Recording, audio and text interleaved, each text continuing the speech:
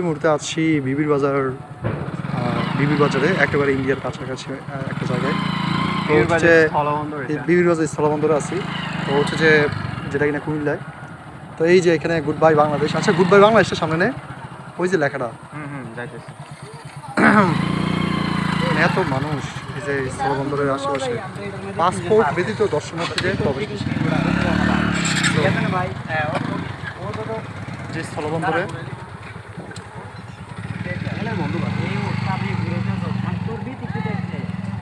স্থলবন্দর যে good bye Bangladesh এখানে, আর এখানে হচ্ছে খুদা হাফিজ বাংলাদেশ।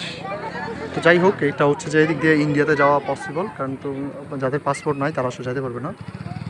সাকিব তো ইয়াতে গেছে গা, এই যে সম্রাট, আর আমি ক্যামেরা পিছনে। এই যে বালুতুবা, এখান থেকে চট্টগ্রাম হচ্ছে যা 164 কিলোমিটার।